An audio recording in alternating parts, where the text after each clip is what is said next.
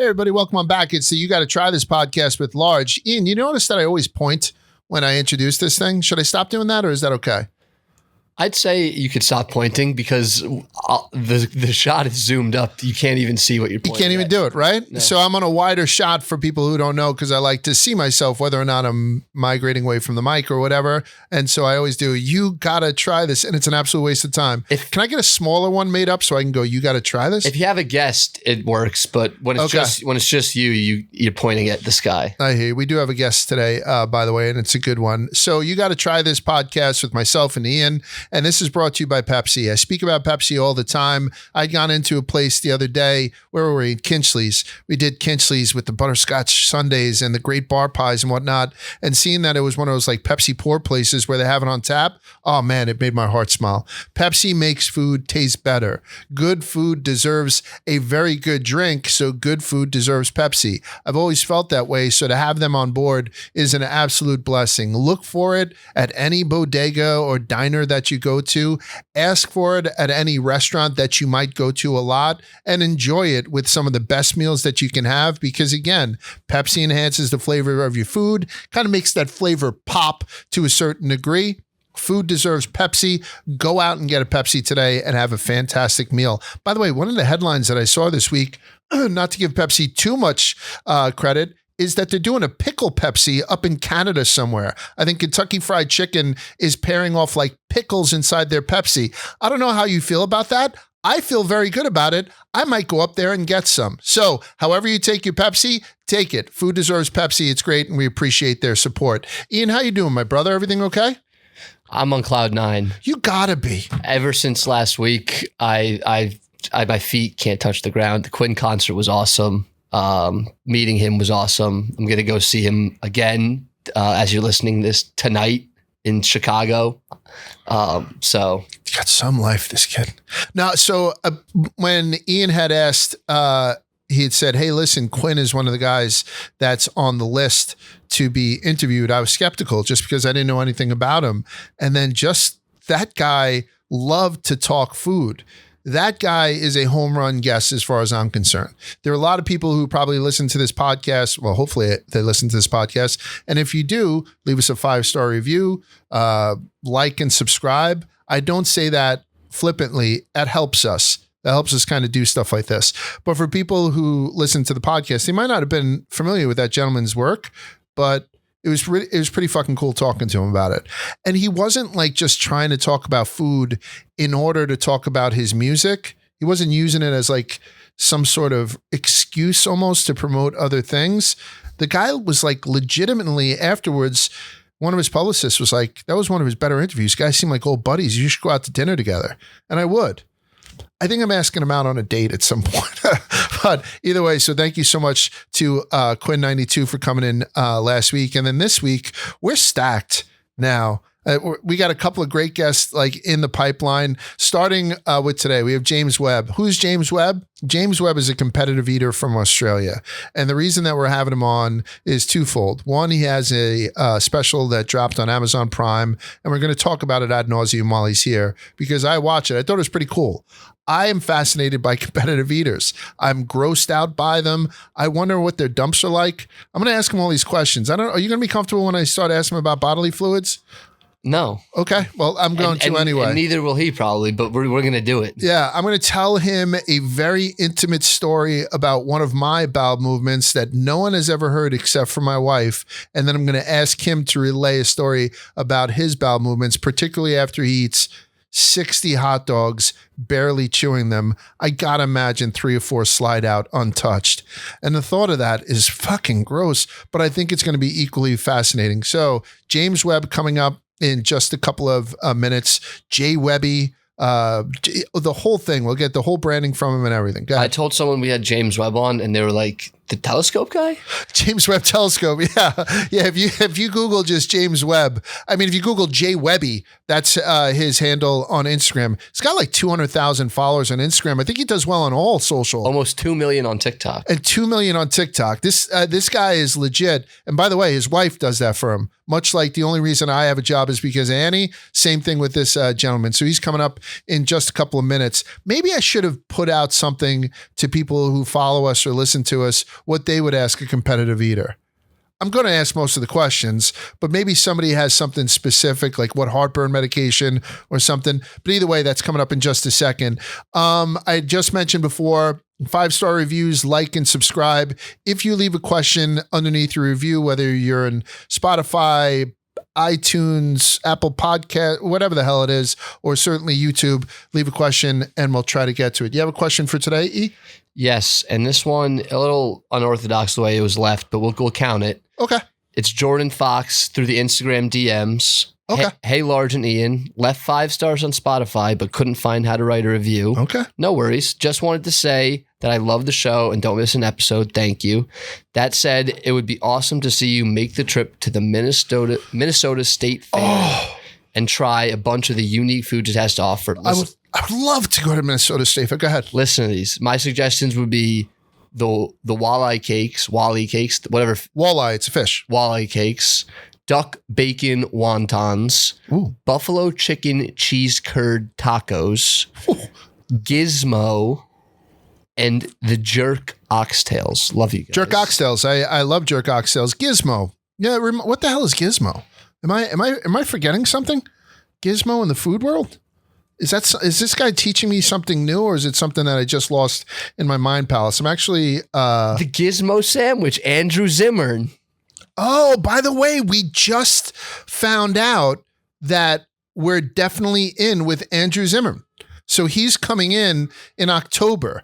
Scott Conant, for people who pay attention to the Food Network, or maybe used to go to Scarpetta back in the day, or go to Scarpetta now, for he's coming in a couple of weeks. So we're starting to really light it up. So what is a gizmo sandwich? A gizmo sandwich is a tossed Italian roll filled with a mixture of Italian sausage, ground beef, a special sauce, and seasonings, all topped with melted mozzarella cheese.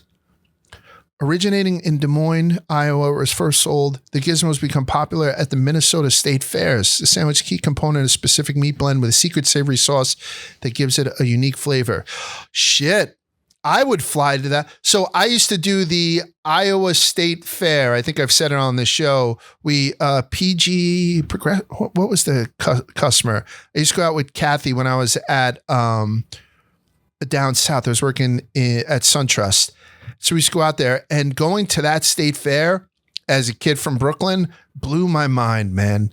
Just gigantic sculptures of cows made out of butter. I did the ice cream sundae, but instead of ice cream, it was scoops of mashed potato. Instead of hot fudge, it was brown gravy, cherry tomato on top with a sprinkling of chopped bacon. That was their like Sundays.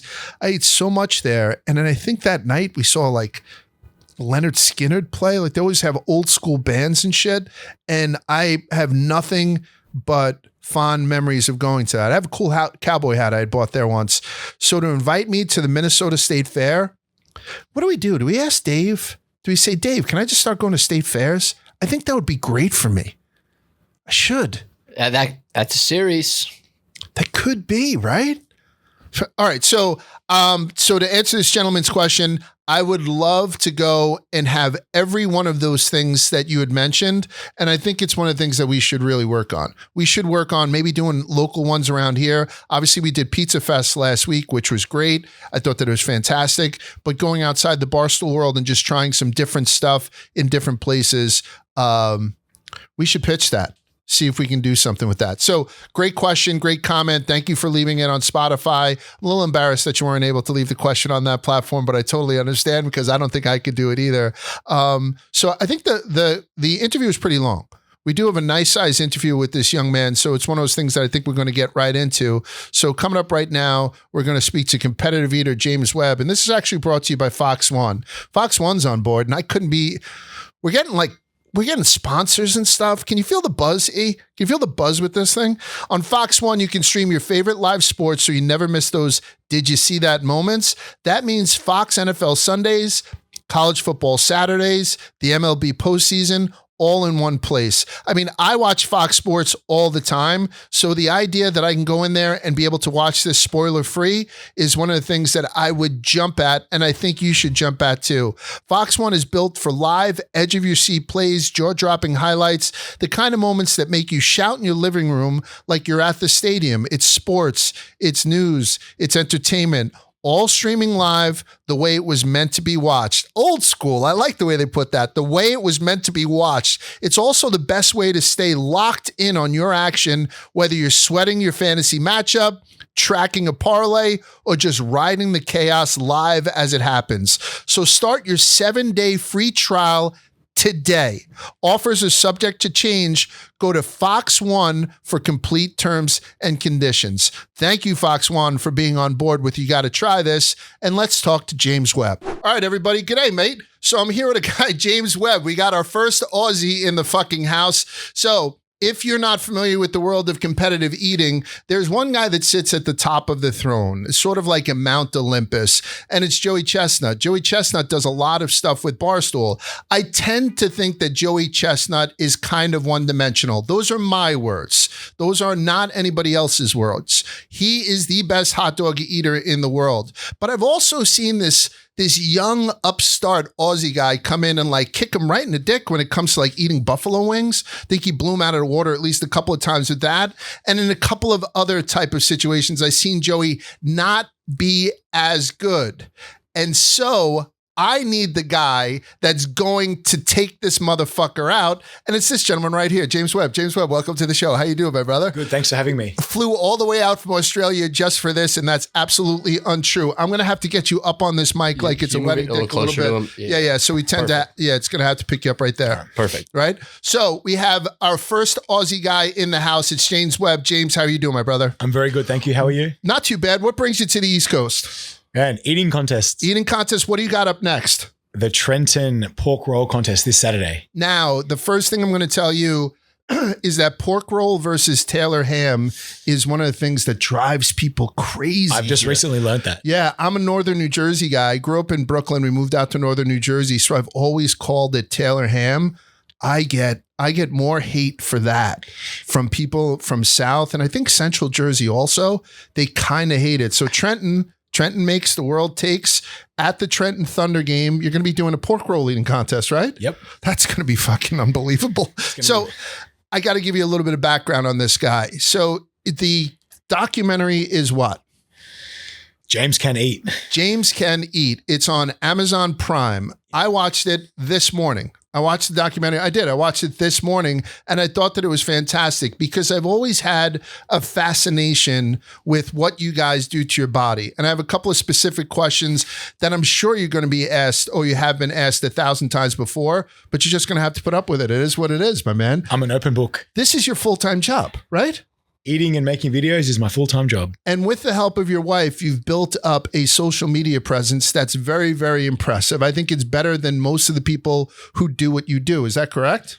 Thank you. Yeah, correct. Look, my wife is the brains of the operation. I just eat and smile. Yeah. And then you travel all around the world. Yep. I think from here, you're going West Coast and then off to, I think, Asia at some point, right? Yeah. So I've got Trenton this weekend, San Antonio next weekend, Dallas the weekend after that, and then I'm off to Tokyo. That's fucking crazy, Ian, because we just had last week, we had on a pretty successful musician that Ian's a huge fan of. His name is Quinn92.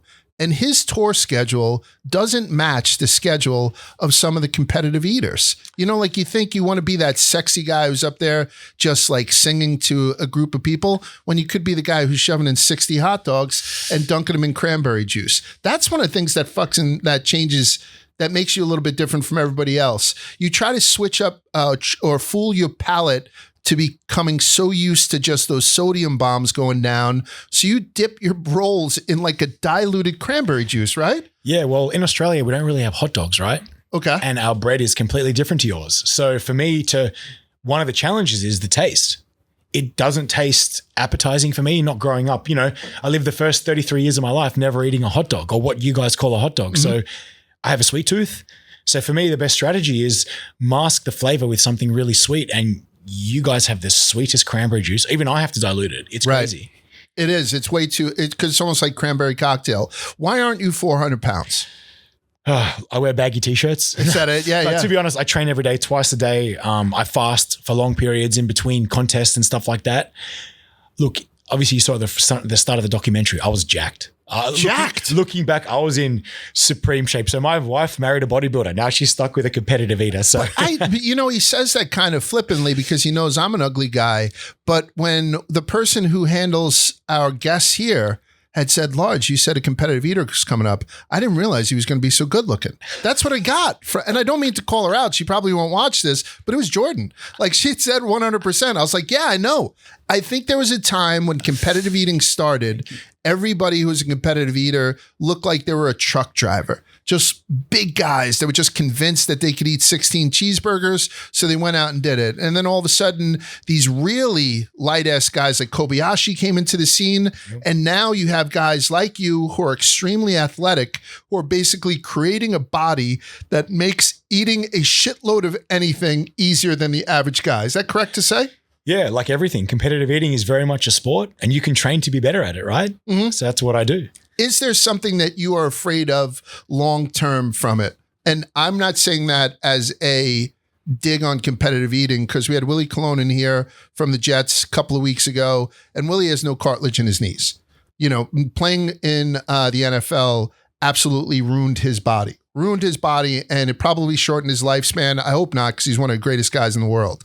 So for people to be hypocritical and say, I don't know how those guys do that because they're fucking killing themselves, when every other sport, I'm a boxing guy, right? Like, I speak to boxers and sometimes they can't put together sentences.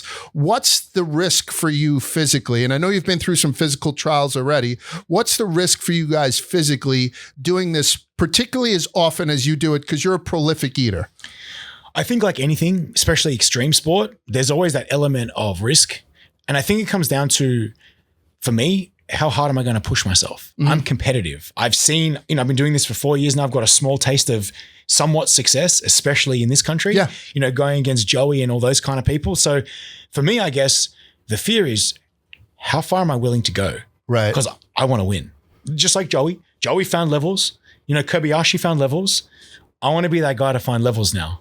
And you're finding them. Like one of the things, and please go watch this documentary, because what we're seeing is that these giants in competitive eating are doing a little bit less every year, or at least they're not breaking their own records every year for the most part. Yeah. Whereas everything that you put in as a baseline, you're breaking every year. You're getting slowly better. So that gap is decreasing, while those guys are also doing damage to their body, because Joey's been doing this a much longer time than you have. Yeah, so I think I definitely have time on my side. Yes. I'm 36. If you look at the rankings, you got Joey, Pat, and Jeff, then myself. Fourth. You're fourth I'm ranked? fourth now. Yeah. And look, they're in their 40s, right? They've been doing this, I think Jeff's into his 10th year now.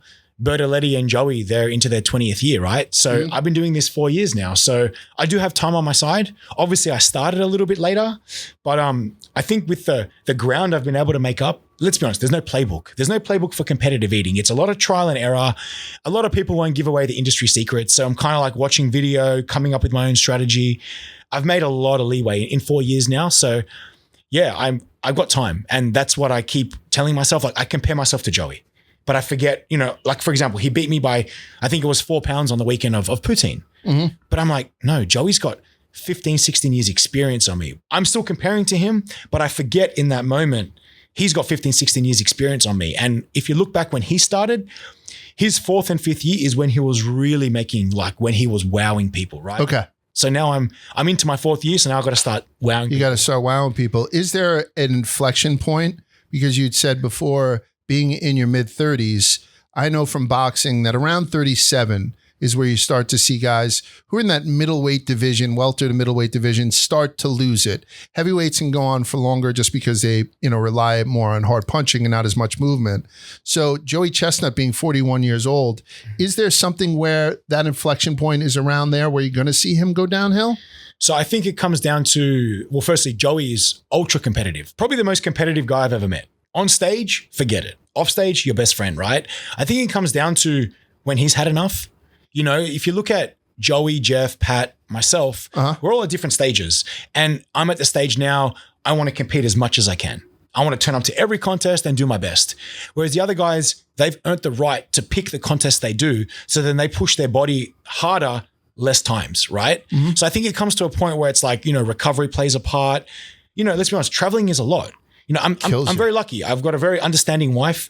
She's a G. You know, she puts up with my craziness. Yeah, God bless her. But, you know, like maybe there comes a point in Joey's life where, you know, he's got a fiance. Maybe he doesn't want to travel all the time. And now I think it comes a point where your personal life kind of has to take the front seat and competitive eating takes a back seat, because to be a successful competitive eater, you've got to travel. Me coming from Australia, I've got to come to America to compete at the highest level.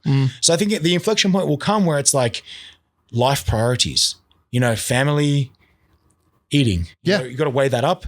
Whereas me, I'm all in. Like I'm 150%. I want to, as the first Aussie to do this on the MLE circuit, I just want to give it everything for as long as I can.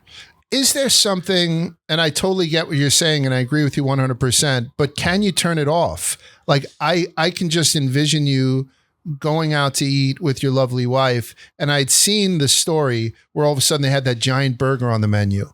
And that I think was your first foray into it. Correct. You're like 55 have tried it. No one has got it. It's an $80 burger. I'm going to do it, which I think a lot of us see. Yep. There's an ice cream shop down by my beach house, Hoffman's. They do the Octopus Challenge. 8 scoops of ice cream, 8 toppings, and 8 scoops of fresh whipped cream. My son's like, Dad, I'm going to do it. He's 12. I was like, oh, of course you are going to do it. And I just know that I'm throwing money down the fucking drain. So everybody wants to do it, but you get behind an 8-pound burger and you wind up taking it down. Yeah. So that's the sign that you have it. Like you have it where maybe other people don't, correct? Definitely. I think like any sport, there's that whole, you know, you can train to be better, but there's also an element of, you look at elite athletes, they're born with a skill. There's something whether to it's it. a football player, basketball player, there's something genetically they just got the gift, right? And I think, look, I've always loved food. I was a very fat kid growing up. Were you? Very. Really? Croatian mother, master chef in the kitchen. So eating was life from a very young age, right? But I think as well, like I'm competitive. You tell me I can't do something, I'm at least going to try. Right. So when the whole competitive eating thing came about, the whole time limit, can't be done kind of thing, I'm like, screw it, I'm doing it. I thrive in that environment, right? Just like now, being the only Aussie, no, you're not going to win a contest. All right. I thrive in these conditions. And I'm like, let's see how many I can win. Where did you beat Joey? So I've beaten him at chicken wings 3 times in a row, actually. See what I'm saying? Yeah. Talk that shit, Webb. Yeah. Go ahead. What else? Look, to be honest, I've beaten a couple of Joey's. Actually, we had a good conversation on the weekend. I've beaten a couple of his records. Look, Joey's earned the right to set a record and kind of, you know, kick back for a while. Yeah. Respect. Right. But, you know, I'm going after his records, donut hole records, chicken wing records. You know, I'm catching him. In terms of records, like it takes time to build records, right? Like Joey's got 50 world records over 20 years. You know, I've got 9 world records over 4 years. So I'm working at it. And also like now competing with Joey, like it's an honor. It's a privilege because he's the best. To be on stage with him, whether you get your ass whooped or not, it's an experience, right? Learning experience. Yes. So to actually turn around and say, hey, I've beaten Joey 3 times in a row at chicken wings and I've beaten his chicken wing world records too. So when, you know, Joey would have set that record in his, you know, arguably his prime and I beat it. And it's freaking. And you're 4 years in. Yeah, but it's so, as an Aussie, to be like, hey, I just beat Joey Chestnut's world record in chicken wings. Everyone knows he's the hot dog goat. But to knock off his records one at a time, it's a cool feeling. Do you mind talking chicken wings with me for a little bit? Because Ian, I had my wife send you some of the footage. When I was in the amateur division of the National Chicken Wing Festival up in Buffalo, New York, where the Buffalo Bison play, and they had baby pools out filled with blue cheese that they had kids going in and dunking for wings. It is a wild stuff. event. It is. It's a great event. Yep. It's Labor Day weekend. I believe it's every Labor Day weekend up in Buffalo. So we went to Niagara Falls with the kids, went over there, and then I got to compete. And I placed 3rd. And if you bring up the YouTube from it, as I'm eating, the gentleman next to me was very, very hot. He lifted his neck up like this, and he wound up throwing up straight in the air. Whoa. I put my hand out like this. I kept going because that's what athletes do, right? We don't take shit. I can't quantify how difficult it is to eat in front of a large group of people. outside of it just being a lot of food, it's the nerves that I think do a lot of people in too. The nerves of having to break your record, the nerves of somebody trying to take one of your plates and put it on their side so it looks like they ate another 5 hot dogs, the nerves of you not having the right mixture of water in front of you. All this stuff's going on before you have cameras on you and you're about to put on, let's be honest, a disgusting display. It's tough to fucking watch sometimes. So where do the nerves come in also on top of the actual, food that you have to pound in? Yeah, so it's definitely a rush. Right. Adrenaline plays a massive part in any sport, especially competitive eating, right? So when you're chill and relaxed, your body can distend, you can fit food, you can push food around, you can swallow large amounts. Let's be honest, choking is a panic mechanism. So the more anxious you are, the more worked up you are, the more chance you are of like, I can't do this. So for me, it's about controlling adrenaline. And you mentioned George Shea earlier. He's a beast of an MC. Like he can control the crowd, the energy, and you've just got to turn it on when it's your turn. Let me stop right there because I want to give this guy his due. There's a guy named George Shea. I think he's part of the eating committee, right? He's the owner of the MLE. He's the owner of okay, so this guy is the dude. And on top of it all, he has that carnival barker voice to him. Comes out in the straw hat. When he introduced me, I felt like I was being introduced as the heavyweight champion of the world. Brooklyn, New York, here comes Mr. Michael McCarthy. Right. Really gets into it, really does the whole thing. And I think it legitimizes a lot of the competitions in people's mind to see an old school guy like that take the reins and put it together. So I just want to make sure people know who you're talking about. But go ahead. So he's a gentleman and... Yeah, so I guess learning to control the adrenaline, right? And rush at the right time, turn it on, turn it off. You see a lot of people backstage in a green room. Yeah. They're like, oh crap, it's almost game time. And they're like edgy and, probably taking an Adderall or something, who knows, right? Yes. To calm their nerves, right? But I'm like, no, I love this. Like I'm ready for this, So like when you've done a preparation and you're primed, you go on stage and it's like white noise. Once you get your introduction, you wave to the crowd, you set up your drinks, then it's white noise. It's pure rhythm and technique. It's like 1-1-2 or however you're going to do it, however you break down the contest. So for me, it's about, I've learned, especially being an ex-soccer player, to control adrenaline. And I feel like that's one of my strengths. So that's where like I've been able to make up a lot of ground real fast because I know a lot of these, 5, 10, 15-year veterans, they have struggle controlling the adrenaline. The way I see it, as an Aussie coming here on foreign soil, I've got nothing to lose. So yeah, there is pressure. I feel pressure all the time. But what's the worst that can happen? They're chanting USA when I win. I look forward to, being a pain in their backside, being that Aussie sticking it to the man, right? So that side of it keeps me calm and mind on the job because in my opinion, like don't get me wrong, when Joey wins a contest, it's wild. The crowd goes wild, right? But when I win a contest, it's a different kind of wild. And it's not only putting Aussies on the map, but also like it gives you Americans something to banter about. Whether it's chanting USA, there's always a random Aussie in the crowd, Aussie, right? Yeah. But I think I feel like I bring in a different element to an event because I'm Australian and because I've been quite good at this. So for me, that all drives me to like really concentrate and lock in and just do it. Don't you think it helps though that nobody hates Australians? I think in the American culture, we've always taken some of the most beautiful women in the world are from Australia. We've always picked up at least 1 or 2 celebrities at some point that embrace the accent. Everybody just falls in love with it. Whereas if I think you had during the Cold War time, some big Russian come over here like Drago, you very rarely see the Australian supervillain.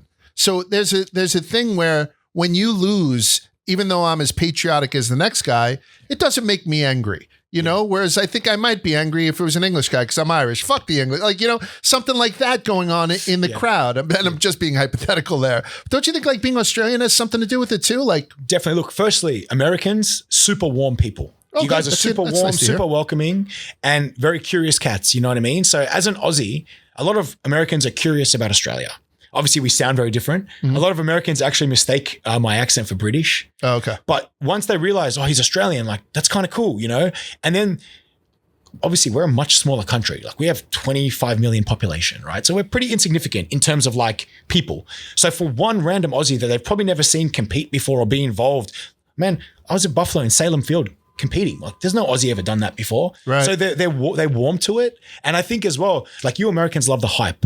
You love the banter, the hype. You love a spectacle. Oh, we love that. Floyd Mayweather. Yeah, we love all that shit. Any fuel on the fire, you guys just roll with it, right? Add a bit of alcohol and fun in there, and I think I just fuel the fire. So, and again, like, I mean no harm. I'm just there to compete. Sure. And I think as well, once people start chatting to me, because I have time for everyone. Like, I respect anyone that wants to talk to me. Man, I'm fully privileged. Like, that's a privilege. So I think once people take the time to chat with me and they realize, oh, he's actually all right, this guy, he's just a random Aussie guy having fun. They take to it a lot. And then people remember. So like, I've been at Buffalo 3 years in a row and I've won 3 years in a row, right? First person to do so ever, right? So they remember this Aussie guy. The first year, we didn't know who he was. So they're chanting USA when I beat Joey. Oh, he's a flash in the pan. Second time I come back and win again. And now this time, all the media wants to talk to me. So I had time for everybody.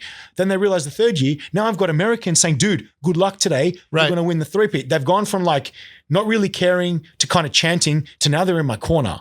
Because they've taken the time to realize, oh, this guy's all right. And he's pretty good at what he does. Yeah. I do think, though, that when you eventually win in Coney Island, that's where a little bit of the patriotic thing will be. We got to go back down under and take that fucking thing away from that kangaroo rider, whatever the worst thing you could say about it. Awesome, you know what I mean? Right? Imagine rider even a fucking slur? Please tell me it's not, because if I threw out an old school Australian slur, I don't want to get hit by this guy either. But you know what I mean? Like, I think as far as that goes, maybe we're willing to concede. But even with Kobayashi, we were like, let's get that fucking thing back from Japan. But that amplifies the spectacle of what Coney Island, the 4th of July already is, right? Yeah. And I now, being here a part of it for 4 years, I understand the significance of the 4th of July weekend. Mm-hmm. I understand the significance of that hot dog event, right? So imagine an Aussie being able to be that dude, even if it's just for 1 year, right? Right. Imagine the hype and the media and just how much it would be amplified. And to be fair, it's not even about my personal accolades. I would just want to see how crazy it can get, because I think it's crazy already. Yes. But I've also realized, you Americans, you find levels. You find a way to amplify things to a level that an Aussie can only dream of. So to be a part of that or to cause that, it's great. It's the best. How often do you choke? Honestly, and I mean physically. I don't mean how often do you choke and not have the performance that you want. But I know when I was doing it at one point, I'm going to talk like we're peers. I've done 2 of these. I've done a mini cannoli eating contest at Sopranos Con, and I've done. You fucking shrug it off like it's nothing, Ian, but you don't know. You're talking to 2 athletes here. So I keep the fucking looks to yourself. Mini cannoli contest at Sopranos Con, then I did the minor buffalo wing. And I can tell you, both times, like, I had to do that type thing where I thought that I was going to choke or possibly ask for somebody to give me the Heimlich. It's got to happen to you almost every day, right? Yeah, look, so there's a difference between choking and like a hard swallow. Okay. So part of the training we do behind the scenes that no one really sees, it is about being able to swallow large amounts. Funny story, I got sent to Canberra University in Australia. They did a study on my throat. Really? Because I can swallow large amounts, right? And we do. It's practice. And don't get me wrong, I've had things stuck and whatever. Lucky enough, I've not choked or I've had to stop and finish a contest. But yeah, it's more about like when you get that hard swallow, you rely on your technique. And obviously I do a lot of breath work. I know I can hold my breath for a minute. I'm sweet. Just like wiggle around a bit, get it down, push it down. Right. And you feel like there's a little pop in your throat where it kind of dislodges. So honestly, that must be very relieving though. Like all of a sudden when you get that thing that's finally like kind of cocked down and you're no longer in trouble. Well, the thing is, right, you anticipate it's probably going to happen. So you kind of have like in your head, you're like, okay, keep your rhythm going as best you can. And at the same time, kind of push it down.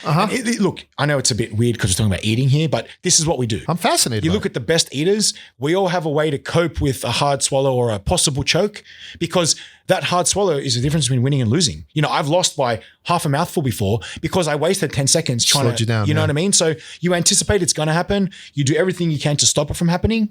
But end of the day, it's a part of the game we play. You know, it's like you said before, a boxer, they're going to get punched in the face. Like it's a part of boxing, right? They have to anticipate it's going to happen. It's probably going to hurt, but it can't derail your whole fight, right? Right. So same thing with eating.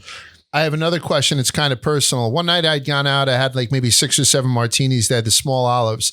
Next day I'm taking a leisurely dump. I turn around. There's one olive kind of floating around inside the bowl. I don't share that with everybody, but the reason I'm sharing that with you is your dumps must be things of legend. Is there whole hot dogs involved when all of a sudden you turn around? Do you have a special toilet that would accommodate like a zoo animal or something perhaps? Like, or not even like a zoo animal, but sometimes you see those ones that are more industrial built for larger people that probably have a bigger capacity. Because I'd imagine that must look like an abomination. It must be like looking into the fucking pits of hell with whole hot dogs sticking out. Is that too personal of a question to ask? Look, firstly, I'll never complain about an Airbnb cleaning fee. Oh, okay. Yeah, I hear you, pal. They've earned that, you know? Yeah, you. Yeah. But obviously, look, a part of swallowing things. Because you don't, chewing slows you down, correct? Yeah, you don't really chew, you kind of break it off and compress it, right? Okay. So yeah, inherently you're swallowing a lot of stuff pretty whole or pretty chunky. And like there's only so much your body can break down. So yeah, there is chunks, it's a disaster. It must be. And as much as I tell you that the young lady here is like, oh, he's a good looking guy and all that stuff, when he's done with his competitions, please, James can eat on Prime Video. Watch this shit for one reason and one reason only. The guy's in very good shape, but to see him afterwards, there's this catatonic state that you reach with the meat sweats. You look like you'd be difficult to talk to. Like, I know I get a little weird when I have too much dairy, you know? Yeah. Like, that's what anyway, it looks like you're fucked for hours. Yeah. Swollen and all that stuff. So when you do one of these very intense competitions, and I'm assuming that they all kind of have that same level of intensity, maybe some up, some down, what's the recovery time for a guy like you? Yeah, look, it is intense. You are pretty damaged for a while. Like, you know, you get the meat sweats is one thing, right? But the lethargic feeling, the gas is pretty bad. So like, again, it comes to adrenaline, right? So after a contest, if you win, you know there's going to be people that want a photo. You got to do a bit of media, say thank you to the sponsors. So you're still you're holding yourself together. But then like 45 minutes later, when you're back in your hotel or your Airbnb and you are sweating profusely, like fevers, hot and cold, like gas, it is a lot because like your body is not programmed or built to hold that amount of food. So I'm in the shower or on the toilet and it's just like, I need quiet time. Don't talk to me. Don't do nothing. Like I don't even want to look at a phone or talk to a person. It's just like you're holding on for dear life. Your wife is a saint when you think about this stuff, right? That's why we have separate bathrooms in our house.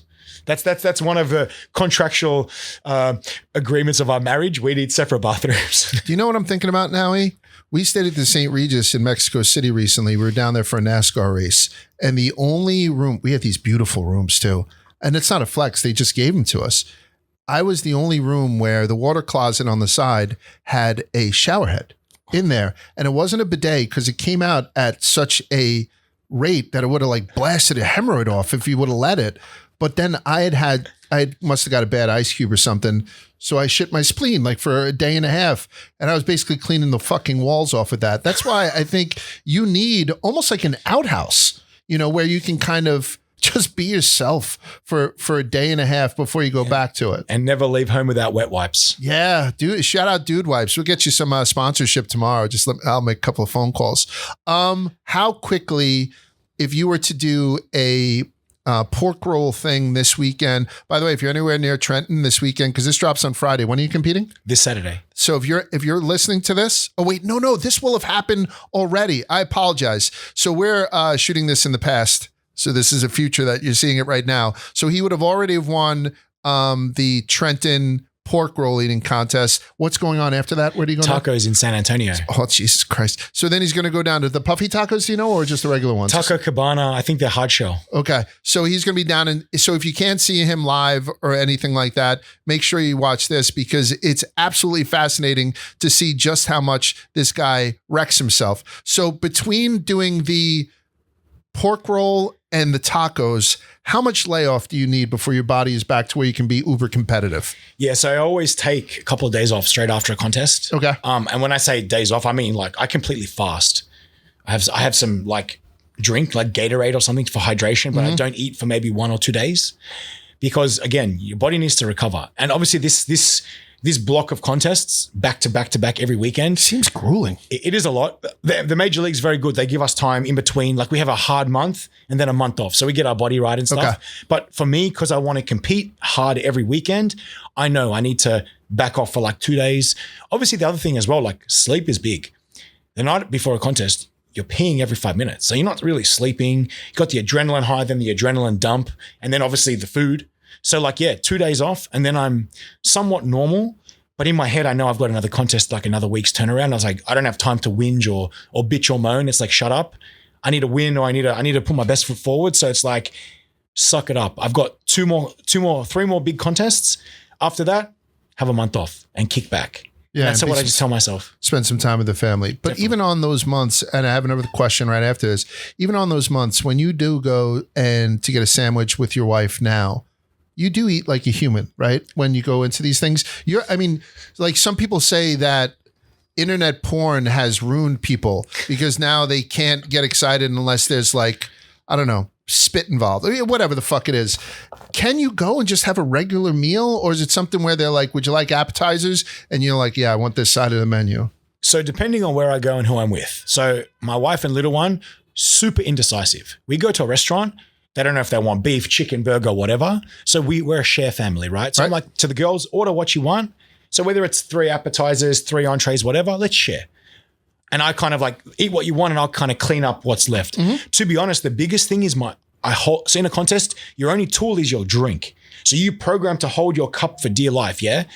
If we're out at a social setting, the food's not the worry. It's me clenching this cup till my forearm's cramping, you know? And my wife's like, dude, it's okay. I'm like, oh yeah. And I can kind of like, you know what I mean? And it's same thing. It's muscle memory, yeah. Yeah, but the thing is, that's why I try and use a knife and fork, because like it forces me to like, no drink, cut, concentrate. I know it sounds really silly, but no, it makes sense. Your body's programmed to eat with this hand, drink with this hand, but you don't let go of this cup under any circumstance. So I'm in a restaurant, I'm like this, and it's like forearm pump, calm down, dude. It's okay. Right. Yeah. It's actually kind of funny. Is there a performance enhancing drug that you can use that's legal or not legal? Like, I can't think to myself outside of weed.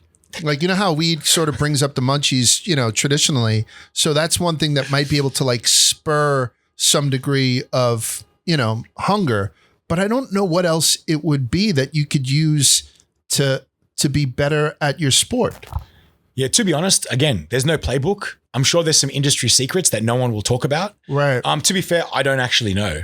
Right. I'm sure, you know, I'm sure like in this country, especially there's like edibles and things like stuff like that. Yeah. Not that I've tried any of it. To be honest, I have. It's good stuff. I don't really know what would help. I also know doing what I'm doing, using like no drugs, I've done so well. So I don't want to derail myself, because for me, every contest is a massive opportunity. And I'm sure over time, it'll come out in the wash, what people use, whatever. Sure. And I think that's a part of the journey, learning about like what people do. Whether it's water, whether it's edibles, whether it's weed, I don't know. But yeah, that's the beauty of what we do. You'd mentioned water because in the documentary you could see that. Like I think the first time I had spoke with Joey, I think it was lettuce. He had said to me is the key to going into one of these things, because you can fill your body with lettuce. Yep. It'll still push your stomach to its limits. By the way, it'd be a lot of lettuce. Yep. And then it just dissolves and eliminates pretty quickly. Yep. I know people also, and it seems like a pretty safe thing to do, like lettuce using iceberg, so it doesn't have any nutritional value really, but still it doesn't seem like that's harmful on your body. You talk about how some people come to the breaking point of almost drowning themselves in order to just fill themselves with water and increase that stomach capacity. So that's sort of a little bit of a workaround with that. Nothing illegal, but highly dangerous. Yeah, and I think with every sport, there is a dark side. Right. You know, whether it's a football player, a basketball player, a boxer, they do stuff to get their body ready, right? So you mentioned lettuce is a good one. Watermelon's great. But again, there's levels, right? So like fluid will naturally fill in gaps. So once you pump, you know, a couple of pounds of watermelon and lettuce, whatever, you still got gaps and you're gassy. So that's where the gallons of water come into it. And yeah, I agree. It is dangerous. It can be dangerous. Obviously we don't condone this. We do this because we're trying to push levels in our chosen field. Just like I'm sure a boxer, they get cauliflower ear, they get certain things that's just a part of the game. And if you want to be good, you know, you got to push boundaries in a way. And me being competitive, I'm always finding ways to push boundaries. I'm sorry that you just ruined me for the rest of my life, because now I'm talking about you. Like you do a couple of pounds of watermelon. All I'm thinking about is what does it look like when you shit 2 pounds of watermelon? Like, holy fuck. It's crazy. Can I talk to you about your technique? Because particularly with chicken wings, when I went in there, I ate my first chicken wing, and I ate two of them at the one time. As I was waiting for the other, like to go down, I started to strip the meat off the bone. So I had a pile to the side, and then I just worked off the pile, so I didn't have to work on it again.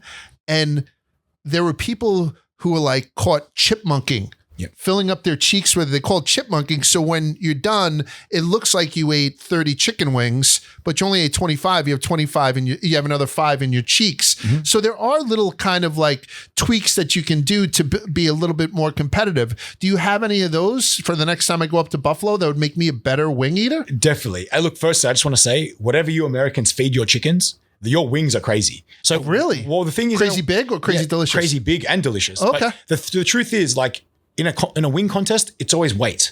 So it's always how much meat you can eat off the bone, right? Uh-huh. In Australia, our wings are tiny. So my whole childhood, I'm programmed to like literally eat every bit of meat off the bone, otherwise you're going hungry, right? So bringing that to a wing contest in America where you've got big wings, the way I strip the bone off, I get my thumb, wedge it into the chicken and smash it into my other hand. Yeah. And the other thing is, that's awesome. In a wing contest, you've got to be not afraid, I guess that's the best way, not afraid to lose a tooth. Because I bite down on that bone really hard. Really? And I just clean it like that and I chuck the bone back in the bowl. Yeah. Right? So for me, because I don't care about my teeth, I'll fix that later, whatever. It's loosen up, bang, and then get as much chicken off the bone in one bite as I can. And the trick is, don't go back for seconds. So you bite hard, take as much as you want, get rid of it, get a new wing. Because the more meat you can eat, don't worry about like the cartilage and the little parts of the chunk. Right. Go for get the biggest wings first and just get them out. Because you're getting that weight down. Yeah, correct. Right. It's all about weight. Yeah. I think that one of the things that holds you back, and then I'm going to give you some tips right now, you need to create more debris. I think that there's a certain degree of pride, and you'll see that after, and again, James Kenny on Amazon Prime.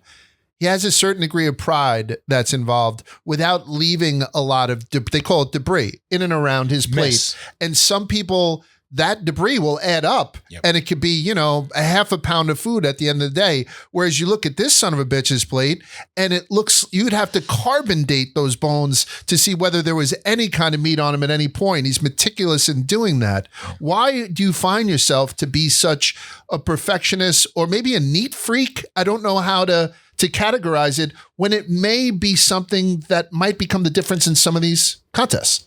Yeah, so that's a great question. Very gray area in competitive eating. Different leagues around the world, different debris rules. Asia is very meticulous. Australia is very strict. America, a bit more laid back, yeah? Mm-hmm. So like for me, competing in Australia, like a chunk of bread, they'll count that as one, like you lose. Whereas in America, you can have a few chunks and it's like, half. So for me, it's about, you got to tread lightly and see like, okay, how far can I push it? The other thing is, for me, that's overthinking. For me, I can eat more, neater, and not worry about debris. It would really upset me to lose, and I've lost by debris deduction. You get deducted one and you lose half. You lose by half. It burns you because I'm like, I could have eaten that chunk. Okay. But for me, it's like, I just go with the flow. If I'm making mess, and sometimes the MC will pull you up and be like, dude, you're messy, clean it up. I always make the note to clean it first before I go on to my next thing because it's all about rhythm. So if you're like trying to eat your hot dogs, for example, and then every third hot dog, you're cleaning up the mess off your table, you're losing time. Throwing yourself off. So I'm like, I'll rather just start off neat and stay as neat as I can than have a mountain of bread in front of me. The other thing as well, like you said, it's a pride thing. Knowing I'm the cleanest eater on the circuit, for me, that's a badge of honor because I'm like, people know if I win, it's a legit win. There's there's stories of hot dogs in people's pockets, bread under the table. Like, I just don't want to be that guy. There's a subculture on like a eaters Reddit that like starts rumors and does all this. It's just like every other sport. And there are a bunch of nameless, faceless people who just want to talk shit, but they also pick apart your footage, anyone's footage, like the Zapruder film, just trying to figure out exactly where the debris is coming from. Yeah. So it does become somewhat scientific. So it's impressive to see it. And it does. It makes sense that you would just sort of take that out of the equation, just be as clean as possible. Yeah. And look, you're always going to have haters or people picking on you. Yeah. The way I see it is you're watching my videos. So thank you for the attention. It's engagement. And the other thing is as well, like when I go on stage, the eaters know I'm clean. So to beat me, you gotta eat hard. And they know I'm going to go hard. And at the end of the day, we all respect each other. So if I can look my competitor in the eye, shake hands and be like, this is my number, that's your number, and there's no arguments, I'm happy with that because there is there is a bit of arguing post-contest when, the results are really close. And you've been deducted 5/8 or 1/4 or 2/3 or whatever, people are getting really, because there's money involved, like anything.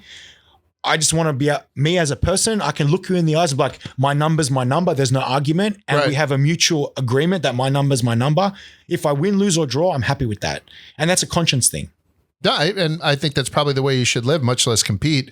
What's the easiest one? If you see a kid come over to you and be like, I want to do my first competitive eating, but I want to have the easiest thing as possible. What food is the easiest to competitively eat? My answer to that is the food you enjoy. Okay, so don't go and do a food challenge that you don't like. Like if you don't like burgers, don't do a burger challenge. Okay. If you don't like pizza, don't do a pizza challenge. Like the food you enjoy, you can always eat faster. But don't you think that, and I don't mean to call you out on this, but if you eat if let's say your favorite food is cheeseburger, and then you go and you have 55 of them, doesn't it make you kind of hate fucking cheeseburgers?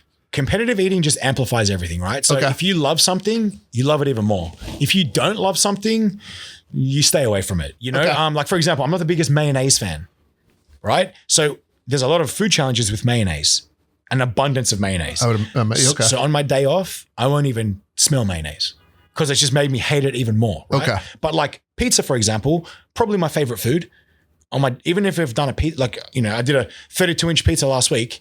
I can't wait to eat pizza again. Yeah. Because I just love it so much. I think the fact is now I don't need to choose. So say it's burgers. You go to a burger shop, there's 6 burgers, they all look kind of good. You can order them all. You don't have to choose which burger you want, right? That's what I need to hear. So then we also cover NASCAR. I cover NASCAR here also. And there are certain drivers who always do well on certain tracks, road courses, short tracks, intermediates, super speedways. So is there a food contest outside of pizza being your favorite food, perhaps? Mm-hmm. Is there a food contest where you're like, circle me for those wherever they are because I fucking kill it on pizza things, where I would definitely bet on you if I knew that you were competing with this one food? Yeah, so definitely wings. Oh, it's definitely wings. Okay, cool. Wings, and look, I have a sweet tooth, so I have 2 donut world records as well. Oh, I saw that. Do you have donut holes and in Both. full donuts? Yeah, donuts and donut holes. 58 and a half or something? So my new record's 70. I did this year. Jesus Christ. Can we just stop? By the way, everything this guy does fucking sickens me as much as it fascinates me. I think the first thing I watched him do was a ball of fresh mozzarella with no hands. So he went down on this thing like a $3 whore and it might have been your first Guinness record, right? Correct. Yeah. Man, I'm fanboying a little bit here.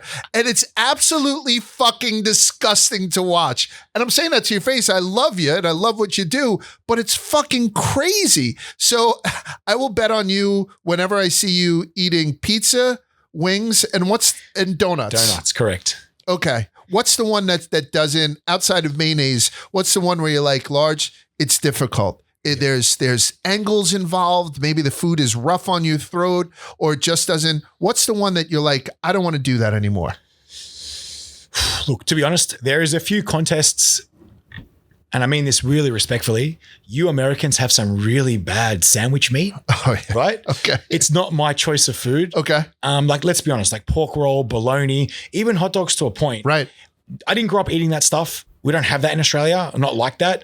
So it's challenging. And it's one of those things where, like, after this weekend pork roll, I will not be eating pork roll for 12 months until the Trent and Thunder contest again. Really? Because I just can't stomach, even looking at it in like Walmart in the fridge, I'm like, keep going. Really? So the sandwich meats are really tough on me. I just don't like them. Because they're so full of nitrate. And listen, he's not being disrespectful to American food at all, because we were just talking about Talercio's before he came in here, how much we both love the goddamn place. Delis. Absolutely. The go-to delis. And, so they make their roast beef in-house and all that stuff. But I think you're talking about the lips and assholes that are hot dogs and the nitrate pumped in stuff that is delicious pork roll. The greatest thing. The other thing is when you're 10 or 15 pounds deep of anything, it's enough to really like. Wait, how many pounds of pork roll were you going to do? So last year I did 25 and a half, which is 25 and a half pounds of pork roll sandwiches, right? So it was 25 and a half sandwiches, and they're 7-ounce sandwiches. Okay. So whatever the math is. So we'll just cut it in half. So you did 12 pounds of pork roll in 8 minutes. 8 minutes, 12 pounds of pork. Yeah, talk some shit now. So in 8 minutes, you did 12 pounds of pork roll-ish. Yep. plus drink, Yes. plus my trusty cranberry juice. 10 minutes. Let's compare. 10 minutes. I don't even know what it is because I always bump it up since I did it. I think I did maybe 27 wings or maybe 27 or 32 wings. I tell everyone I did 50, right? Just because it sounds better. That's in 10 minutes. In 10 minutes, how many wings do you do? So my world record for the 10-minute contest in Miami, 224 wings in 10 minutes. I lie about it being 50. It's more like 32. Try doing 32 wings in 10 minutes, by the way, as a lay person. And you did how many? 224. 224. I swear to Christ, I'm 6'5". I'm 265 pounds right now. This morning on the scales, 266 pounds. What are you? 6'1", 205 pound. Yeah. And he did 200 some odd versus it's for people that would, I don't even think that it's a question anymore. Like that used to be the main thing people would ask competitive eaters as soon as you sit down. Is it a sport? Nobody questions whether or not it's a sport anymore. And I think it's because guys like you have replaced guys like me doing it. The guys who just came out of the bowling alley and said, oh, I could crush fucking 30 burgers. And now it's guys like you who are actively making your body more receptive to doing that. Is that fair to say? Definitely. And I think with the power of social media now, we can really amplify what we do. And like, if I had $1 for every time someone said, oh, I could do that, we wouldn't be having this conversation. I'll be in the Bahamas somewhere kicking back, right? So like in hindsight, people are like, yeah, I can do it. In reality, they don't get close. And when they realize, whoa, like you just said, I'm only 205 pounds, 6'1", but I can eat 10 times the chicken wings you eat in 10 minutes. When you really think about that, and ESPN, TMZ, sponsorships, money involved, whatever. Yeah. It's a sport. It's a sport. There's rankings, there's money, there's prizes. I got to eat at Salem Field. Like, yeah. I'm not a baseball player, but I got to eat on stage in Salem Field. Like, that's crazy, It's a sport. We're here chatting now about results. Yes. Results drive sport, And I think as well, like, okay, you Americans turn every sport into like sports entertainment, which is exactly what competitive eating is. Like it's the freak factor. Yeah, it's a little bit disgusting, but it's like a train wreck. You shouldn't look, but you can't look away. Right. And you want to know the result. Like you Americans are very results driven, right? 224 wings and your mind is blown. But when you realize perspective, you as a regular, sports bar goer can do 32. You think you're a bit of a hero. Yeah. And then I come along and eat 10 times that. You're like, whoa. Literally. He's 10 times. It's just like a basketball player. Someone sees LeBron James walking down the street and you're like, I can shoot hoops, but this guy, yeah, you know what I mean? Like he can hoop. But I think the boxers too. Same thing. Like, yeah, I can ham an egg and something. You can't land a left everyone can hand. throw a punch. Yeah. But can you really? You know golfers. What I mean? There's levels to everything, right? And it's unbelievable what you guys have done there. Is there a food that you haven't done that you think you'd be kind of good at? Or do you think you've checked most of the boxes? I've checked most of the boxes in terms of the current MLE circuit. Mm-hmm. But there's always foods that, like, for example, right? We're doing a taco contest. The burrito contest doesn't exist anymore. I reckon I would throw down in a burrito contest. Really? And I know Joey's got a record with burritos. I would just love to go head to head with Joey in burritos. He's the hot dog goat, right?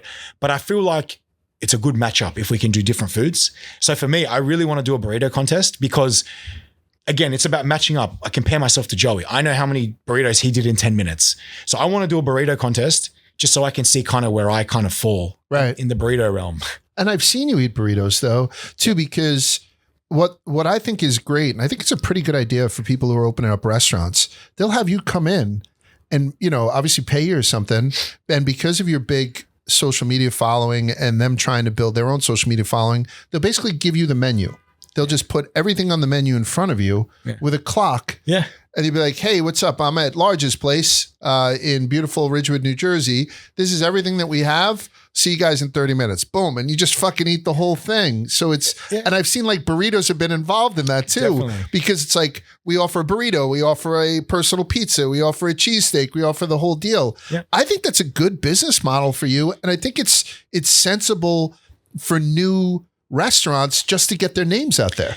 Yeah, I call it innovative marketing. I'm a little bit biased. I love it. But the thing is, like, late 90s, early 2000s, it was all sex sells. Everyone's trying to be sexy and, whatever. But I think as well, post-COVID, a lot of people went through some stuff, yeah? So now it's all about emotion.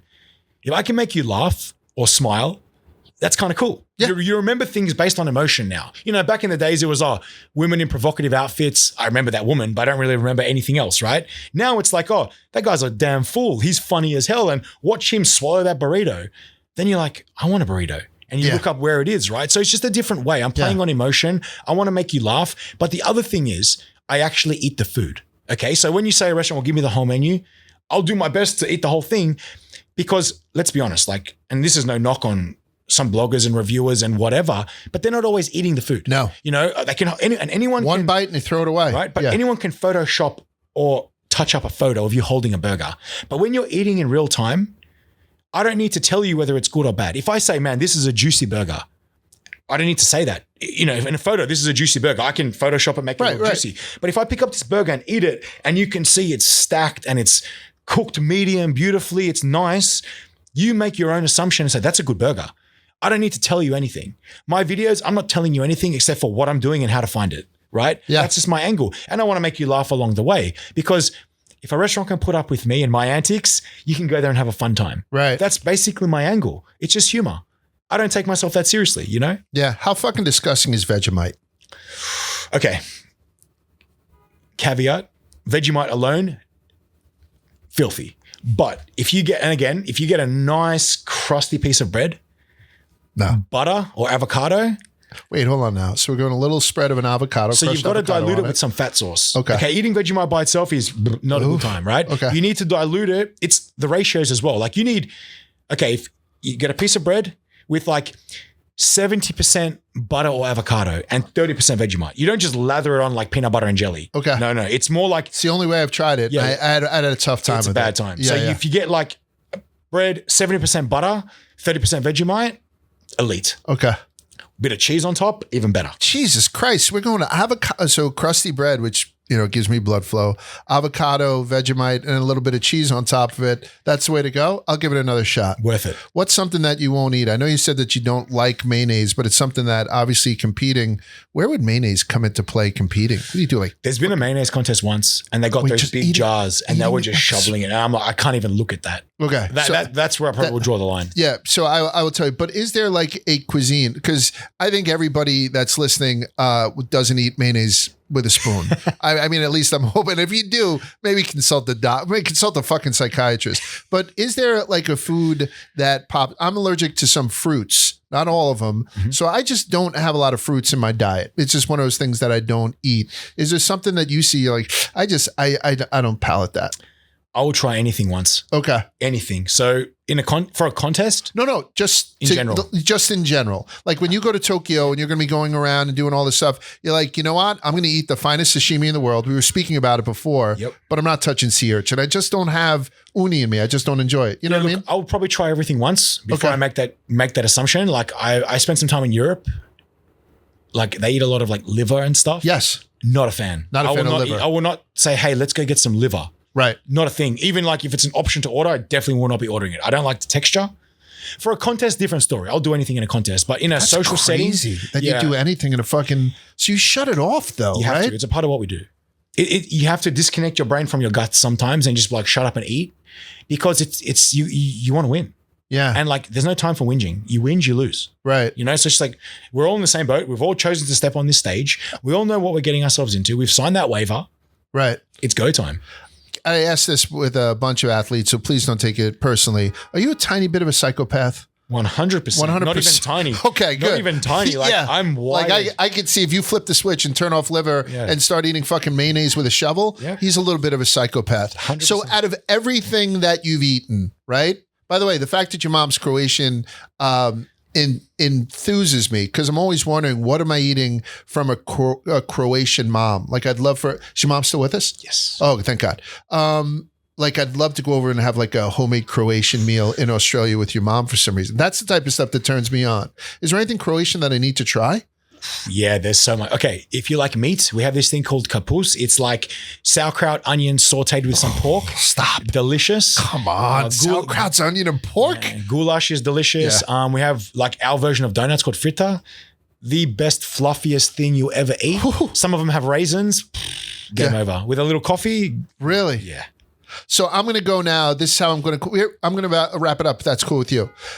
we always ask people on the way out, when you finally get caught and they throw you in prison and they put you on death row and they go and they rap on your cell and they're like, listen, tomorrow's the day. You're out of here. What is your death row meal? What's the meal that you need before you get thrown off this mortal coil? A big slice of pizza and a soft serve ice cream. And that's it. I'll be content. You don't need 28 pies and 3 gallons of soft serve. If you sit down, have just an elite slice of pizza and some soft serve, some pepperoni, hot honey slice of pizza, and just a plain vanilla soft serve, I'm a happy boy. That's fantastic. All right, so let's pump the shit out of this. You already did Trenton. You're going to San Antonio to do the taco thing. After San Antonio, you're going to be where? Dallas. You're going to be in Dallas, so you're staying down there. Yep. After Dallas, where? To Tokyo. Man, this guy's got the fucking life. He's going to Tokyo. If you can't catch him in San Antonio and you can't catch him in Dallas, I don't have a big audience over in the Far East. I can tell you, you're in front of a TV. Watch James Can Eat and see some of the stuff that these guys go through, particularly after they're done. I find it fascinating. I really appreciate you carving some time to spend some time with us. James, I wish you the best of luck in the world. And I'm on board with this guy being the #1 competitive eater in the world in probably a year's time. We'll be right back with You Got to Try This. All right, so that was James Webb. I got to be honest. 2 weeks in a row, I'm pleasantly surprised. That guy's smile lit up the room. I wasn't joking when Jordan said he was a good-looking dude.